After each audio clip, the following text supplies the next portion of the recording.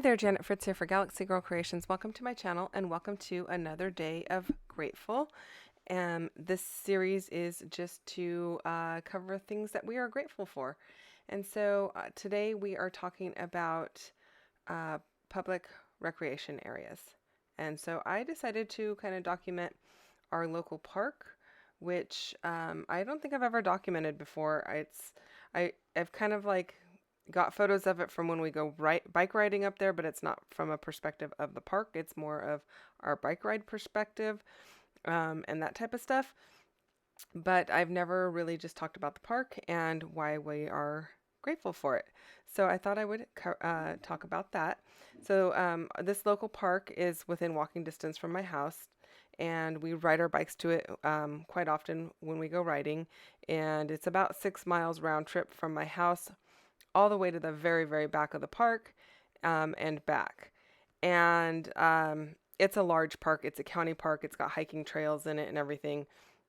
But we just really love riding our bikes back there. When my kids were small, we would do, they have a YSI there, which is the Youth Science Institute. And they have things you can go in and check out, like models of the native birds and stuff like that, so you can see what their wingspans are like. They do have some smaller animals that are live in there that you can check out. And they also used to put on a summer camp. And so my kids would do summer camp at that park. And it was nice because it was close. And they really loved it. So anyway, I am just documenting that today. So I pulled out this paper from I think it's from Paper Rose. Oh my goodness. Anyway, I showed you the branding strip right at the beginning there. It's called Mountain Trek, and I have this paper just basically because MK did a layout with a different piece of paper from this pack, and I was like, oh my gosh, that's so pretty, I have to have it. And this was, I don't know, maybe a couple months ago, and so I decided to cut into it. Now those boot prints, I pulled those from Creative Fabrica, and it's a cut file basically. I did manipulate it a bit so they were a little more curvy, and as I am putting them down, I am making them less curved.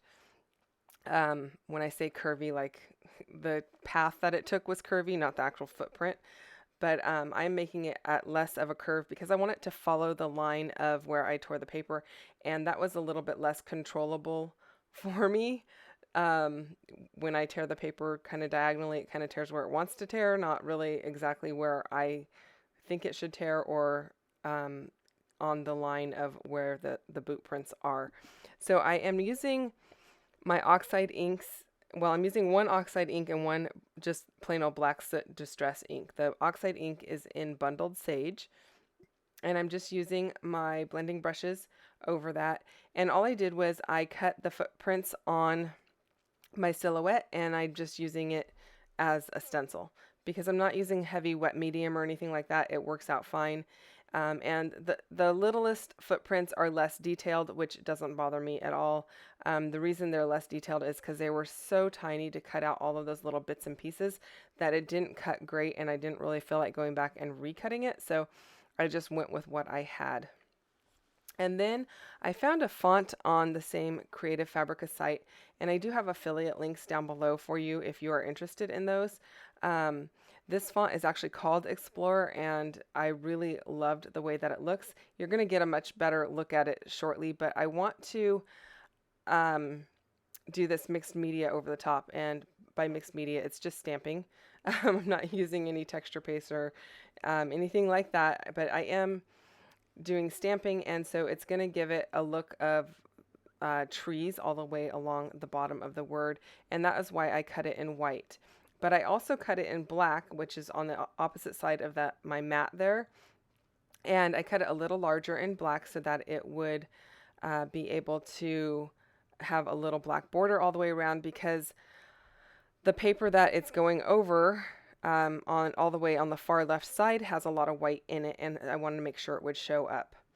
And these two stamp sets that I'm using, I think these are from Paper Pumpkin. I got them, I think I got one of them from MK, and the other one, I'm not sure where I got it from. But they are just trees, and I really like them. And so I am using, let's see, I'm using Bundled Sage again for some of it, and then I pulled out my Catherine Pooler inks in Eucalyptus and in Spruce. The darkest one is Spruce, the more olive one is called Eucalyptus. And I really love the way that it's looking, and I really love that I can just use these 3 colors of ink with these 2 stamps, and I'm getting this look of a forest. I'm getting lots of different layers and detail, and I think it looks cool. I don't even mind when it doesn't like stamp off completely, um, because in forests you get all kinds of like weird voids and light filtering through and everything. And besides that, when I pull all the letters off, it's going to look different anyway because um, you're only getting glimpses of it. So I really like the way that it looks. Now, I didn't make you watch me pulling all the letters off. You're going to see them in just a moment here. The font is absolutely amazing. It's got these arrow cutouts in it that I think are really fun. And so I thought it was like the perfect font for this particular layout. And it actually, because the font is called Explorer, it was really easy to see what it was going to look like because it was written like this already. So I'm really happy with the way that it turns out. I do want to remind you that MK is also playing along here. This is a series that the 2 of us are doing together throughout the month, Tuesdays, Thursdays, and Saturdays. So don't forget to go and check out what she has going on her channel. I can't wait to see what she is documenting today because we did have a discussion about what were we really considering a public recreation area. And in my opinion, I think it's basically anything that is open to the public, pretty much free of charge, that you can go and, do recreational activities at, whether they're sports activities or learning activities or, whatever. They're basically things that are open to the public and they're not really charging admission for. So we do have a parking fee at our park. But if you walk in or ride your bike in, you don't have to pay the parking fee. And actually, sometimes during the year, they don't collect the parking fees. So I do have a parking pass for our county parks because we go with Noah quite often to different parks. So I didn't really consider that to be a fee. So then I decided on this round piece that I die cut out. The die that cut that circle out is from Cat Scrappiness, I think is the name of it. And it's something my mom ordered. I don't know what site she ordered it off of. If I can find out, I will put the link down below, but I may not have that information available when this video goes up. So I decided I wanted to put a couple of light footprints at the bottom just to bring that look over. And I do realize that my photographs are covering a lot of those boot prints, but I feel like the devil is in the details in these kind of things, even though the footprints are covered for the most part, you still see them at the top and the bottom.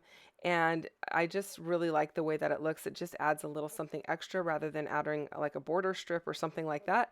I just thought it was kind of fun. And now I'm going to cut out the words Alum Rock, and I'm just cutting those out on my silhouette. And that's another font that I've picked up from Creative Fabrica.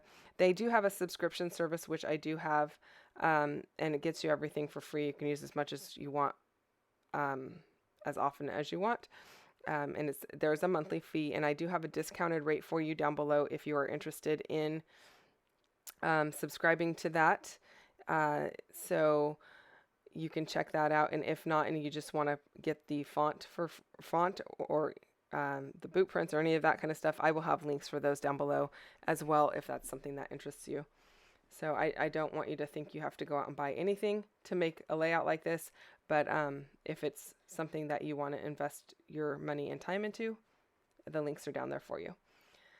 So I'm really liking the way that this is looking. I'm trying to make sure that I have it far enough left so that my words Alum Rock would fit underneath Explorer, because my entire title will be Explore Alum Rock, which is the name of the park. And in the photos, we took Noah up there, my husband and I and my daughter. We went for I'm going to call it a hike, but my version of a hike is kind of a meandering stroll, especially when you've got a toddler in tow. And we walked from the youth science area towards the back of the park to the sulfur pools. I don't know. Sulfur Springs. This park used to have like an old bathhouse at it that people would go and soak in. That's why you can see on the left-hand side, those photos are of a rectangle. Nobody goes up there and soaks in these sulfur springs anymore, and it's not open for that. But the infrastructure for like the pool to go, like you would go take a dip in, is still there, as you can see.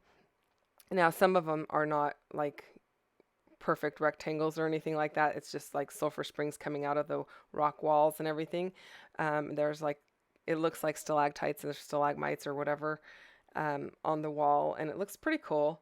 And then they have a regular playground, but then they also have this really old-fashioned looking playground, and it's got this big concrete eagle in it and a big concrete and pipework spider, and Noah really enjoys playing on those, and so I've got pictures of those as well. He just really has a good time, and it's kind of nice because it keeps him away from a lot of the bigger kids or a lot of the bigger groups of kids is what I'm trying to say, because of COVID. We've been trying to still kind of keep our distance from large groups, basically. And the day we went up there was a Saturday. Now, during the week, he can play on the regular playground, no problem. But on Saturdays, it gets really busy, especially as they've loosened up restrictions, and you get people having barbecues out there and their whole family out there and everything. So it gets pretty busy. So this is a nice little alternative for him to be able to play. There's a swing set there as well. And most kids are down at the big playground, so this one's kind of nice. There's also a nice photo of the bridge that you walk across to enter the park, and the creek is down below, and they were looking at the fish in the creek. So it's pretty cool. We really enjoy it.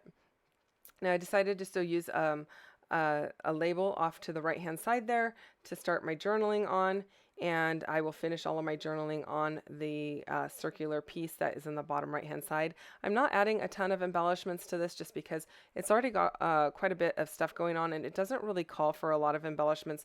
The title work kind of satisfies the need for some embellishments on the left-hand side, and then this journaling area is going to satisfy the need for any embellishments on the right-hand side. I am using some wood veneer arrows, and I am just painting them with some black paper glaze. I don't have any black paint with me or at my desk at this time, so I just figured I'll just use some paper glaze and that'll work out. It dries fast and it goes on, nice solid black. And so I'm just going to glue those down with my Nuvo Deluxe adhesive, and that will pretty much do it for that side. I do end up adding some enamel dots, 3 on each side of the page, and then I pretty much call it a day. There's not a whole lot more to this layout. I feel like there is a good amount of interest between the stencil work and, like I said, the title. And the paper has that really nice mixed media look to it already. I did not do any of that mixed media on the paper. It came like that. I just pulled my inspiration from that paper by using those stamps on the title and on that round journaling area. So my enamel dots are from Gina Marie Designs. I'll put a link down below for that as well. So if you're interested in picking up some enamel dots at a really good price, the link will be down there for those as well. And again, I do feel like I have to add a little bit of adhesive to the enamel dots I get from Gina Marie, but you know what? I feel like it's definitely worth the discount in the price, because they're like $2.25 a pack versus most of the time it's $4.99, if not more. And so pulling out a little bit of glue is not a big deal. So thank you so much for watching. I hope that you enjoy the close-ups here. If you have questions or comments, you can leave those down below. Again, don't forget to go and check out what MK has done. I really can't wait to go and watch her video as well. And I thank you for spending time on my channel today. If you wouldn't mind giving me a thumbs up, I'd really appreciate it. And if you're not already a subscriber, I'd love for you to subscribe as well. I will see you guys again on Thursday. Thanks again for watching. Bye-bye now.